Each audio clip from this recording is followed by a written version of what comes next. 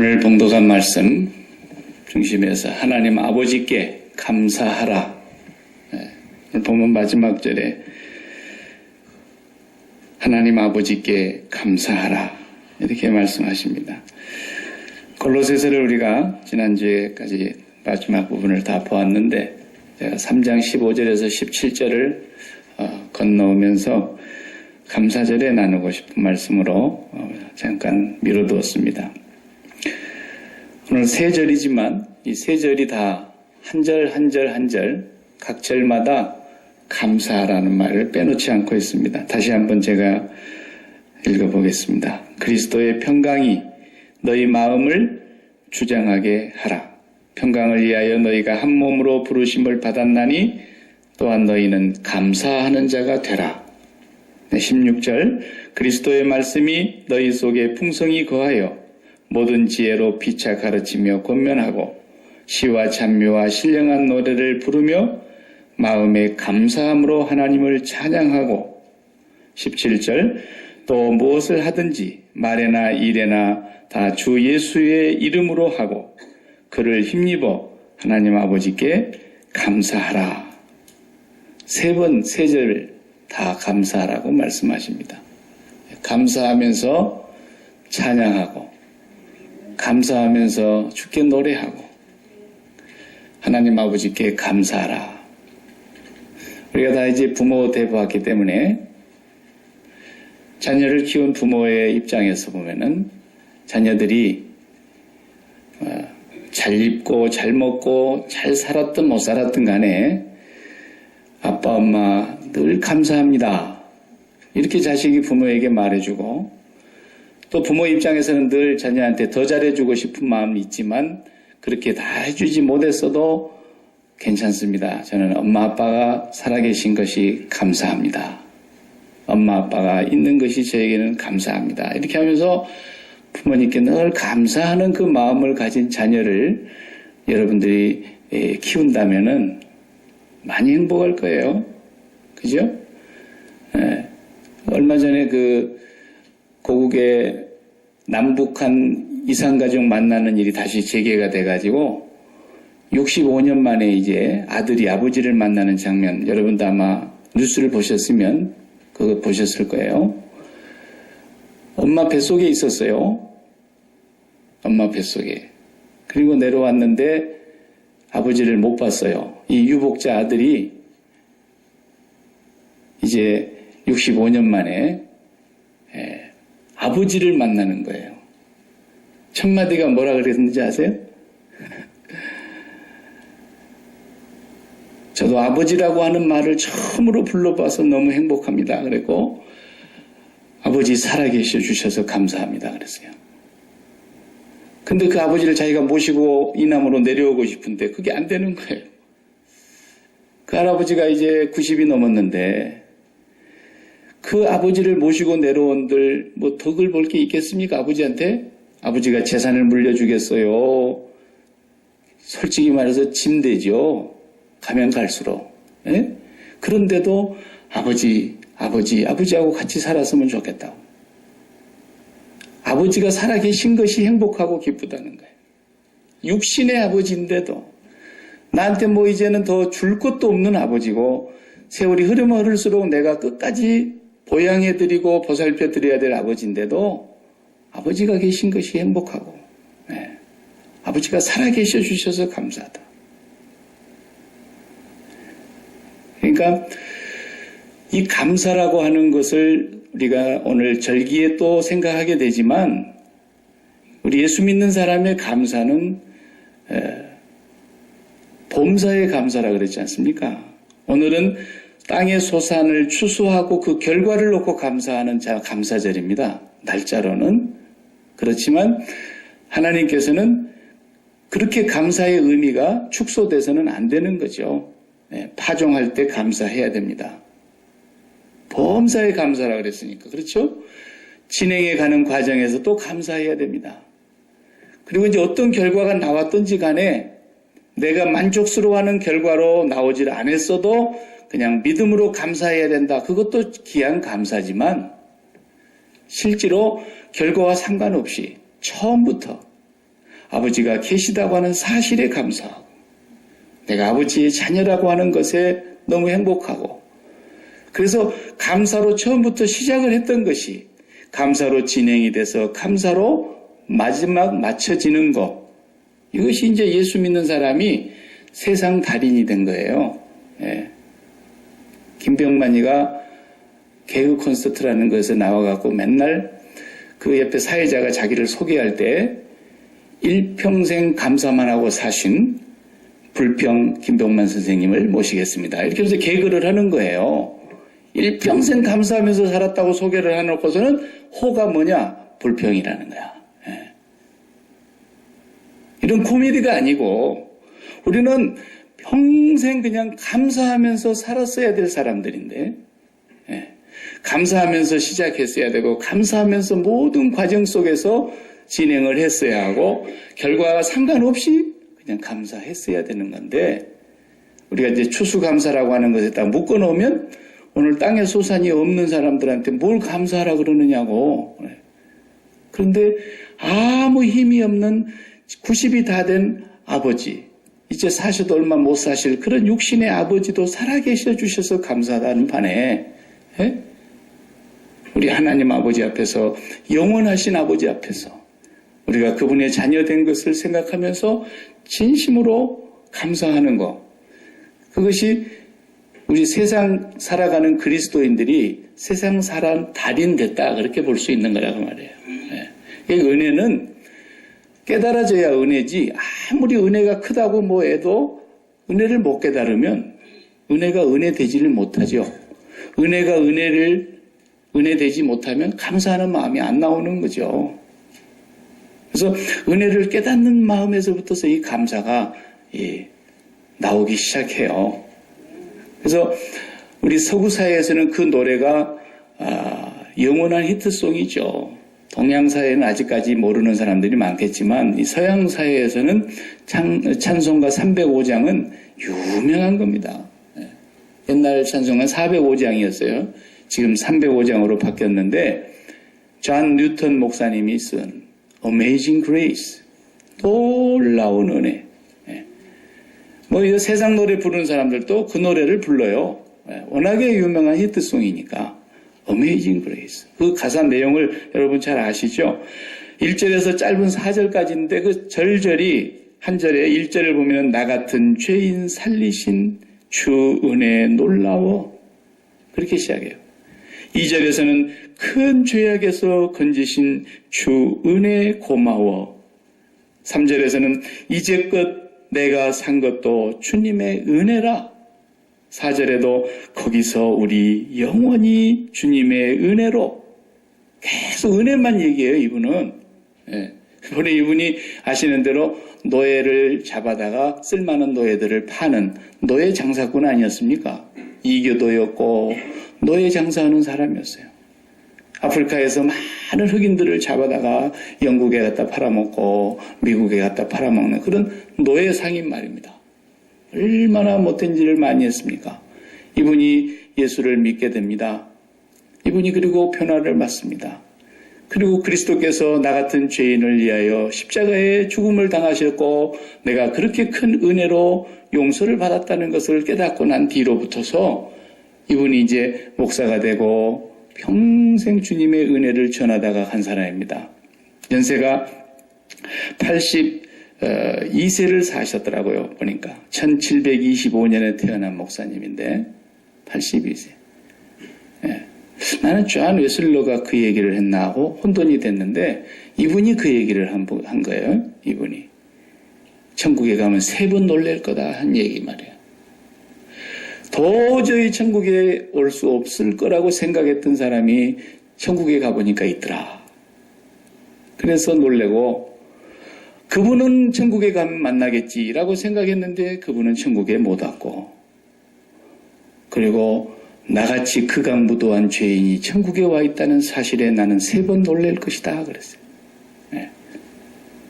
그리고 주님께서 당신에게 한 가지 소원을 말하라고 하면 뭘 부탁하겠습니까? 그러니까 만약에 주님이 들어주신다고 하면 나에게 한 가지를 말하라고 한다면 나는 그 마지막 한 가지마저도 주님이 선택해 주세요. 그렇게 대답하겠다 그랬어요. 예. 그리고 평생을 하나님의 은혜를 전하다가 그분이 지은 찬송가 나 같은 죄인 살리신 주 은혜 놀라워.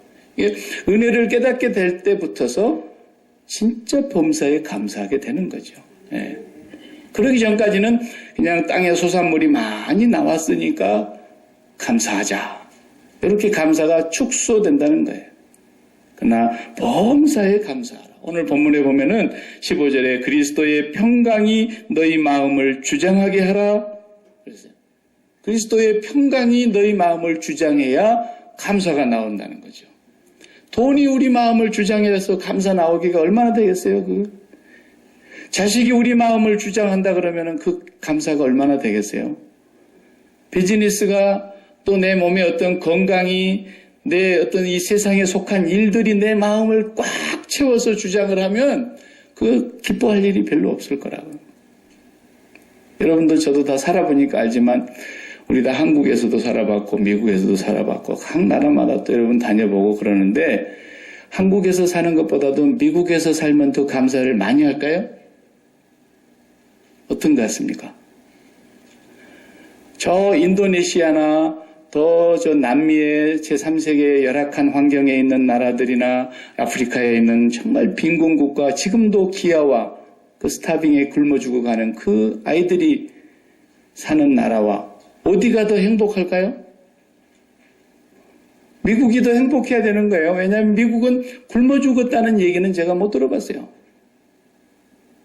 그런데 행복 지수가 언제나 미국이 50위 밖으로 밀려나고 최고 행복한 나라가 인도네시아대. 행복 지수가 높은 나라가. 이게 무슨 징조입니까? 이런 게. 전 국민이 거의 절대 다수가 가난한 사람이 살고 있는 나라인데 어떻게 가난한 사람의 행복 지수가 세계 1위가 되고 미국은 50위 안에를 못 들어오냐는 거예요. 네. 그러니까 어디 사느냐에 따라서 행복하고 감사하고 그런 거 아니지 않습니까? 우리 살아보니까 알잖아요. 네. 한국에서 살면서 나는 미국 가서 살면 늘 감사할 텐데 미국 가서 살면 늘 행복하고 감사할 텐데 절대 그럴 수 없지 않습니까? 이 세상 지구상에 어디를 가도 장소 때문에 더 감사하고 덜 감사할 수는 없는 겁니다. 이 세상에 속한 일들로 인해서 감사한다. 그것은 뭐 누구나 하는 거죠. 예수 안 믿는 사람이나 믿는 사람이나 그것은 뭐 얘기할 것이 안 되는 거죠. 그래서 우리가 감사하는 건 그리스도의 평강이 네 마음을 주장해야 된다. 그런 거예요. 그리스도의 평강. 그래서 주님께서 제자들을 놓고 이제 떠날 때가 가까우시니까 강론을 계속 하시는데 요한복음 14장에 강론하실 때 그러잖아요. 너희는 마음에 근심하지 마라. 내 아버지 집에 거할 것이 많다. 그렇지 않으면 내가 너에게 일렀을 것이다. 내가 가면 너희를 위하여 처소를 예비할 것이다. 처소를 다 예비하면 다시 와서 너희를 나 있는 곳으로 내가 데려갈 것이다. 뭐 도마도 그냥 빌립도 막 걱정을 하는 거예요. 빌립이. 예? 주님은 아버지를 한번 보여만 주시면 좋겠는데 막 이러면서 걱정을 하는 거예요. 계속 주님이 떠난다 그러시니까. 그때 주님이 요한복음 14장 26절을 보면 이런 말씀을 하세요. 보혜사 곧 아버지께서 내 이름으로 보내실 성령 그가 너희에게 모든 것을 가르치시고 내가 너희에게 말한 모든 것을 생각나게 하시리라. 그래서 성령이 오시면 그래서 그 다음 말씀이 이어서 평안을 너희에게 끼치노니 곧 나의 평안을 너희에게 주노라. 내가 너희에게 주는 평안은 세상이 주는 그것과 같지 아니하니 그러므로 너희가 두려워하지도 말고 근심하지도 말아라. 그러죠. 성령이 오시면 그리스도의 평강이 우리를 주장하게 된다는 거예요. 그래서 오늘 본문 말씀에 16절 말씀에 보면은요. 그리스도의 말씀이 너희 속에 풍성하게 거하게 하라 그랬어요. 이 말씀이 무슨 말이겠어요? 성경책을 한 장씩 찢어가지고 매일 그걸 그냥 물 말아서 먹어야 되나? 예? 그리스도의 말씀이 너희 속에 풍성히 거하게 하라. 이 말씀은 에베소 교회에도 똑같이 편지할 때 같이 썼던 내용이에요. 오늘 우리 읽은 내용이 에베소 교회 에베소서를 볼 때 우리가 봤어요, 사실. 에베소서 5장에서는 이를 어떻게 기록했느냐면 18절부터 이렇게 기록합니다. 술 취하지 말라. 이는 방탕한 것이니 오직 성령의 충만을 받으라. 이렇게 쓰셨어요. 그리고 그 다음 19절 말씀을 어떻게 하시냐면 시와 찬미와 신령한 노래들로 서로 화답하며 너희 마음으로 주께 노래하며 찬송하며 그리고 20절에는 범사에 우리 주 예수 그리스도의 이름으로 항상 아버지 하나님께 감사하라 그랬어요. 똑같은 말씀인데 어디가 다르냐면 에베소서에서는 술 취하지 마라 방탕한 것이다. 오직 성령의 충만을 받으라. 이렇게 기록하셨고 골로새 교회에는 그리스도의 말씀이 너희 속에 충만히 거하게 하라. 풍성히 거하게 하라. 성령 충만 받으라 그 말이에요. 성령 충만과 그리스도의 말씀이 우리 안에 충만히 풍성히 거하는 것과 같은 뜻인데 성령이 오시면 하나님의 말씀이 나에게 한 구절 한 구절이 적용이 되기 시작해요. 말씀이 깨달아져요. 그래서 내가 이렇게 살아가는 모든 환경이 해석이 되는 거예요. 아, 예적에는 내가 무슨 일이 생기면 겁부터 나고 불안하고 원망이 나오고 감사는 다 도망가고 그랬는데 성령이 오시면 어떤 현상이 납니까? 모든 환경이 하나님의 사랑 때문에 이러시는구나. 하나님이 나를 사랑하셔서 이렇게 인도하시는구나. 이렇게 전부 해석이 되기 시작해요. 하나님의 말씀이 전부 나에게 적용이 되면서 한 구절 한 구절이 다 나를 위한 말씀으로 이해가 되어지는데 그걸 성령 충만으로 에베소에서는 기록을 했고 골로새 교회는 그리스도의 말씀이 너희 속에 풍성히 거해야 된다. 그래야 시와 찬미와 신령한 노래로 주께 노래하고 감사함으로 하나님을 찬양하게 된다는 거죠. 그러니까 이제 사람이 환경을 보면서 걱정을 하고 염려를 하던 그런 사람이 성령이 오시면 그 환경 속에서 하나님의 사랑을 깨닫게 되고 하나님의 뜻을 발견하게 되니까 입에서 찬양과 감사가 나오게 돼요. 거꾸로. 예수 믿기 이전에 성령을 받지 못한 사람들은 어떤 현상이 나옵니까? 아름다운 꽃을 보면 와 그리고 옆에서 사진 찍는 것으로 끝나는 거예요. 그냥 옆에 놓고 멋진 풍경이 나오면은 그냥 그것에 와 감탄하고 끝나는 거예요. 그리고 뭐 동물의 세계를 보든 저 우주 전체를 보든 그리고 저 바닷속의 생물들의 세계를 보든 어디를 보든지 와 멋있다.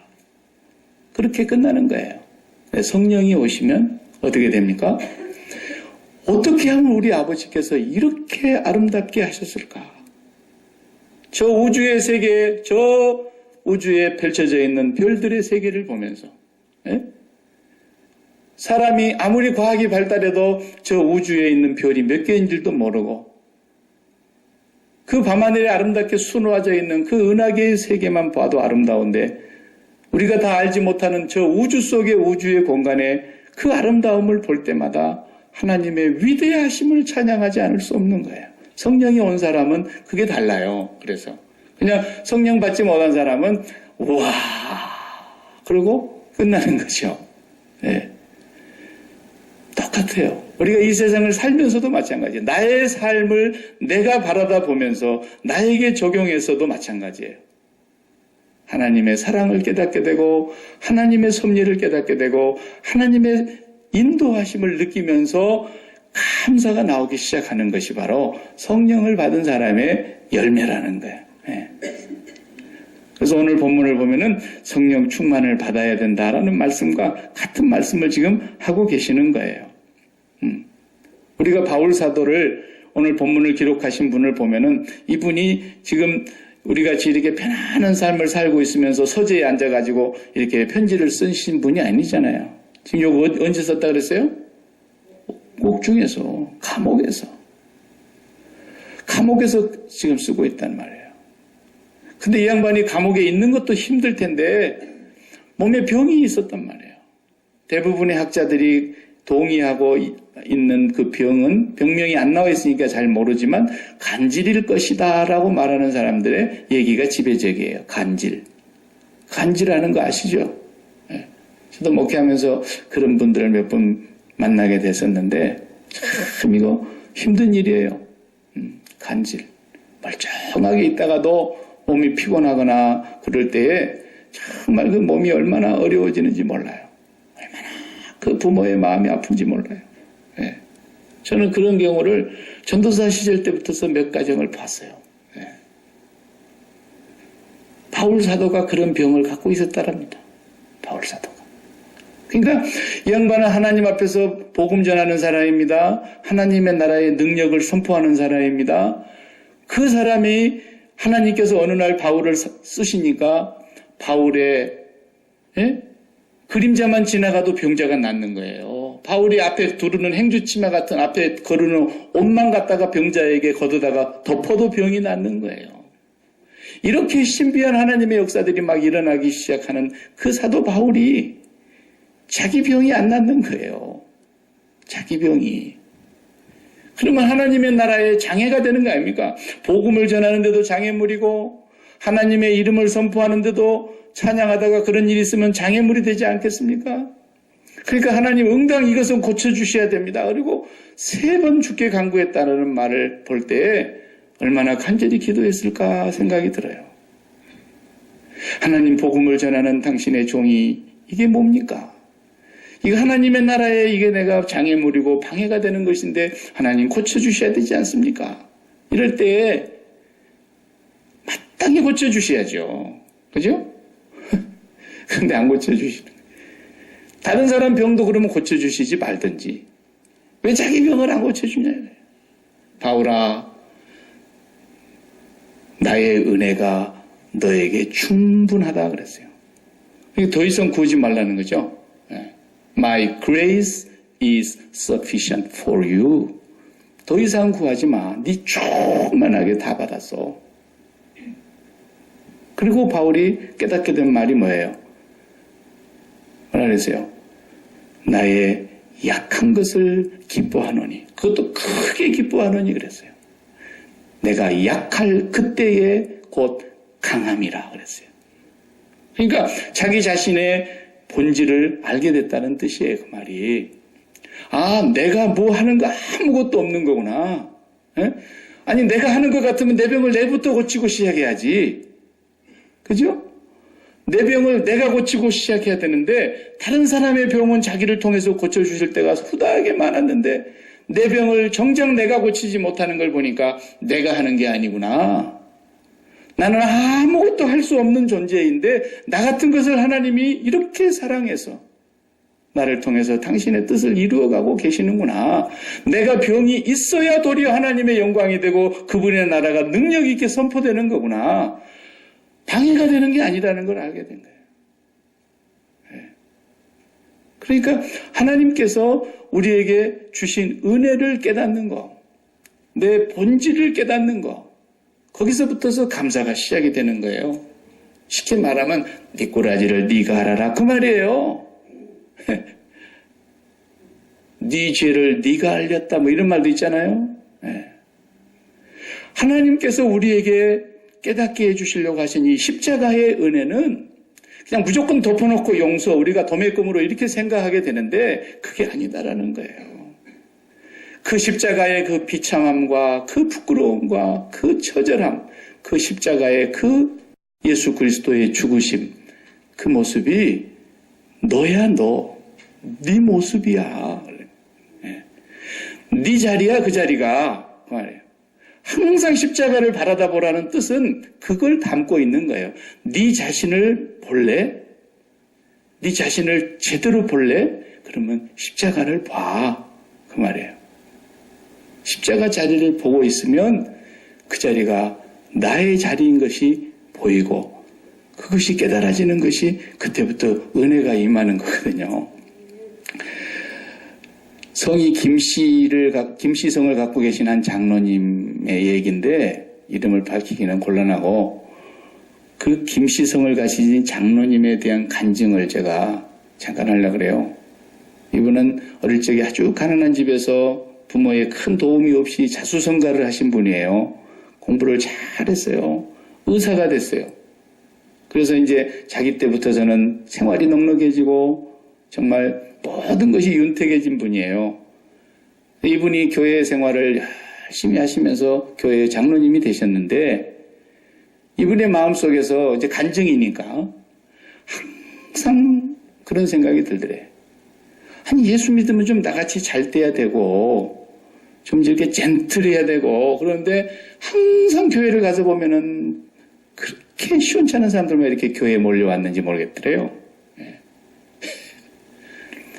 아주 그냥 꼭 교회 다니는 사람들 보면은 그러고 그런 사람들만 와 있는 것 같고 늘 그게 마음속에서 자기는 의문이었대요. 의문. 근데 이제 어느 해에는 여름 수양회를 많이 하는데 수양회에 참여를 이제 해야 되니까 장로님이 여름 수양회를 하는데 어느 기도원에 올라가서 이제 수양회를 하는데 쉬기도 할 겸 기도도 할 겸 구경도 할 겸 겸사겸사 이제 가가지고 한 5박 6일 이렇게 했나 봐요. 주일 전에 내려오는 거니까.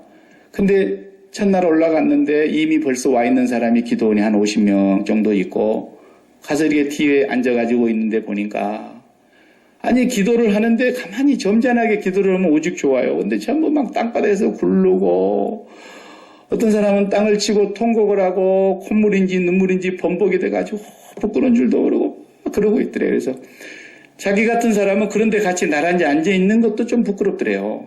아휴 기도도 이렇게 천박스럽게 기도를 할까 이런 생각이 들어서 1시간 참여하고는 도무지 같이 앉아있을 수가 없어서 자기 혼자 기도를 하려고 그냥 높은 데 조용한 데를 찾아서 갔대요.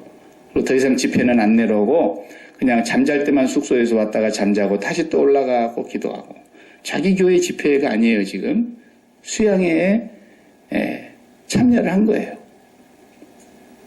3일을 혼자서 기도했대요. 자기가 그 장소를 정해놓고 간절히 기도를 하는데 근데 그분의 얘기가 그거예요. 평생에 처음으로 체험을 하는데 갑자기 빛이 쫙 자기에게 비치더래요. 소름이 끼칠 정도로. 얼마나 황홀했겠어요. 근데 빛이 확 비치는데 그 빛이 비치는 그 가운데 시커먼 물체가 하나가 보이는데 희미하게 보이기 시작하더니 3일째 되는 날 기도를 하는데 그 빛이 비치는 물체가 선명하게 자기 눈앞으로 다가와서 보이는데 세상에 어쩌면 저렇게 거지 같은 모습으로 더럽고 추해서 볼 수가 없는 추한 모습이더래. 그에 더 가까이 오는데 보니까 병까지 생겨가지고 막 피고름 같은 진물이 흐르고 몰골이 말이 아닌데 너무 흉측해서 차마 볼 수 없는 거지도 불행한데 몸에 병까지 갖고 있구나. 이렇게 보고 있노라니 기가 막힌 생각이 드는데 또 음성이 들리더래. 무슨 음성이 들리냐면 그것이 니다 똑바로 봐라. 그래서 깜짝 놀래가지고 소름이 쫙 끼치는데 그 형상을 뚜렷이 쳐다보니까 자기 모습이더래. 자기 모습을 그걸 보여주고 있더래. 그래서 이 장로님이 그걸 보는 순간에 저 밑에 그 기도원에서 기도할 때 막 떼굴떼굴 굴르면서 통곡하면서 기도하던 사람들, 천박스럽게 보였던 그 사람들, 그 기도를 자기가 하고 있더래요. 자기가 그냥 거기서 꼬그라져가지고 얼마를 울고 통회하고 자복하고 하는데 산에서 내려왔는데 한 달 동안을 울었다는 거예요. 집에서도 울고 밖에 나가서도 울고 사람들이 다 저 장로님 무슨 슬픈 일이 있나 왜 저리 우나 할 정도로 차를 몰고 운전해가고 울고 잠을 자다가도 울고 일어나 앉아서 울고 쉬다가 울고 밥 먹다가 울고 이 울음이 그치지를 않고 한 달 동안을 울었다는 거예요. 그러면서 이제 자기 교회 가서 이렇게 옆에 사람을 보니까 자기보다 못한 사람이 한 명도 안 보이더래. 다 존경스럽게 보이고 훌륭하게 보이고 아름답게 보이고 귀하게 보이더라는 거예요. 자기 꼬라지를 보고 나니까. 그런 게 은혜예요, 은혜. 은혜는 항상 있는데 자기 꼬라지를 몰라서 은혜를 못 깨닫는 거거든요. 목사도 그렇더라고요. 기도를 안 하면 자기 꼬라지를 모르기 때문에 목사가 은혜가 항상 충만해갖고 유지가 되는 거야 되는데 그게 안 될 때가 있어요. 왜? 기도를 잘 못하면 그러는 거예요. 기도를 쉬어보세요. 여러분 이를 안 닦고 하루만 지내보셨어요? 어디 집에 없게 되어가지고 아침에는 일찍 나가면서 그냥 이 안 닦았는데 저녁 늦음하게 들어와서 나 이를 한번 닦아야 되는 상황. 참 그거 보통 거북스러운 게 아니지 않습니까? 기도를 안 하면 그렇게 되는 거예요. 기도를 하지 않으면 절대 하나님의 은혜가 깨달아지지를 않아요. 예수 믿는 사람은 기도를 통해서만 하나님과 교통을 하게 돼 있어요. 기도 외에 다른 방법으로 하나님의 은혜를 깨달을 수가 없습니다. 성경을 아무리 봐도 기도하지 않고 보면 하나님의 말씀이 나에게 적용이 안 돼요. 그리스도의 말씀이 내 안에 풍성하게 거하게 하려면 기도해야 해요. 그 기도하는 자리가 바로 그 십자가를 바라다보는 자리거든요. 요즘 참 테러 때문에 이 IS, 정말 이 목사 마음에도 그냥 IS는 세상에서 없어졌으면 좋겠어요. 기왕에 그냥 이번에 공격한 거 아주 씨를 말려버렸으면 좋겠어요. 옛날에 아말렉을 그냥 짐승 새끼 한 마리도 남기지 말고 하나님이 다 없애버리라 그랬는데 이번 기회에 그냥 그렇게 없애버렸으면 좋겠어요.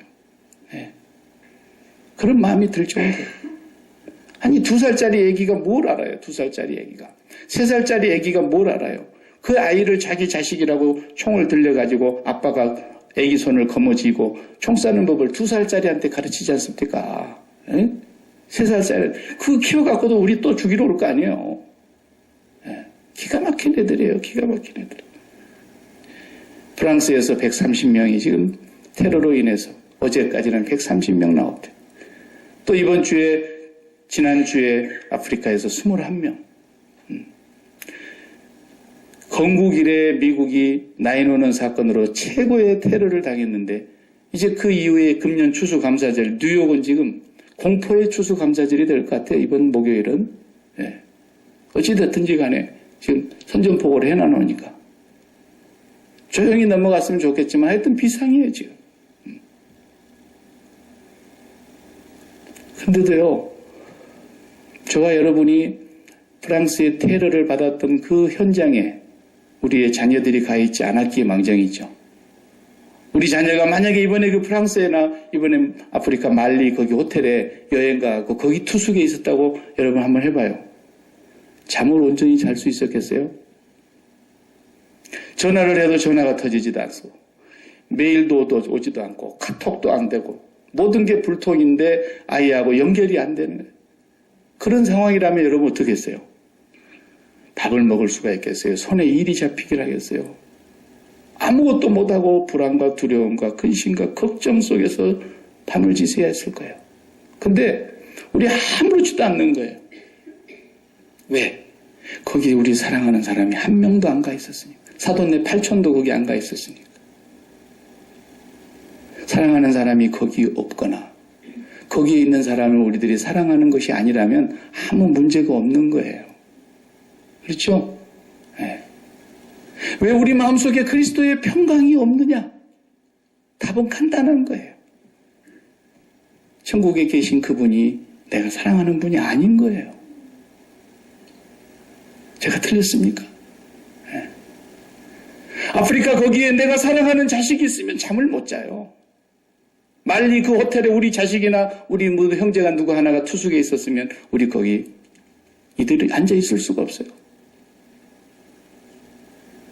내 사랑하는 사람이 거기 아무도 없으니까 오 마이 갓 그러고 끝나는 거예요 그냥. 네.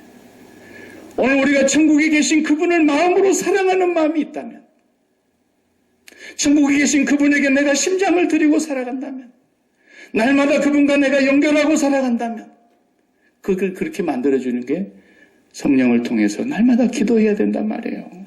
기도해야 되는 거예요. 그분을 잊어버리고 살면서 내 마음에 평강이 있기를 이것은 삶은 콩에서 싹이 나기를 바라는 것보다도 더 어리석은 거예요.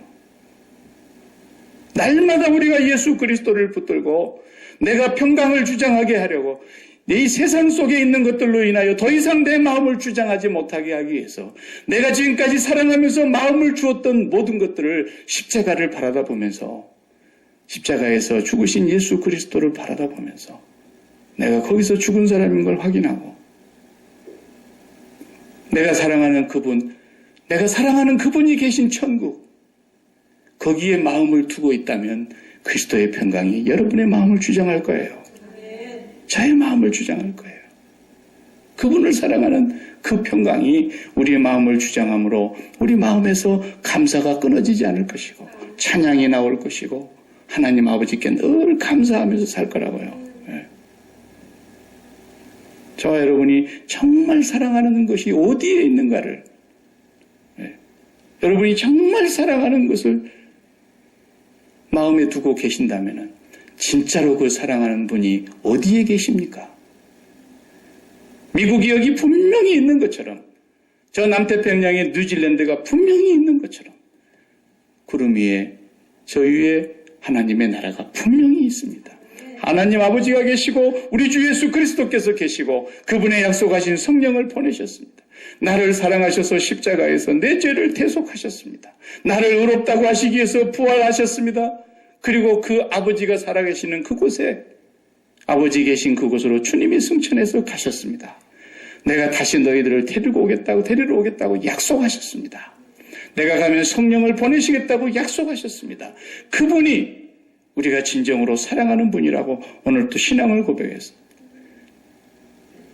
나는 내 심장을 천지를 지으신 전능하신 아버지께 드립니다. 이렇게 고백했습니다. 우리 주 예수 그리스도에게 나의 심장을 드립니다. 이렇게 고백했습니다. 나는 그 성령님께 나의 심장을 드립니다라고 고백했습니다.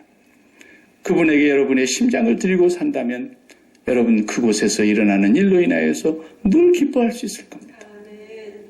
그 심장을 딴 데 둔 곳이 있다면 십자가를 바라다 보시고 그 심장 붙인 것을 죽이라고 하는 것입니다. 죽었다고 복창하라는 것입니다. 날마다. 그것이 기도 생활인 거예요. 기도 생활. 그리고 그 기도가 뭐라 그랬습니까? 오늘 본문 뒤에 나와서 우리가 이미 봤지만 골로새서 4장 2절의 말씀에 기도에 항상 힘쓰고 기도에 감사함으로 깨어있으라. 4장 2절에서는 그렇지 않습니까? 전부가 감사하면서 거기서 감사가 기도도 감사함으로.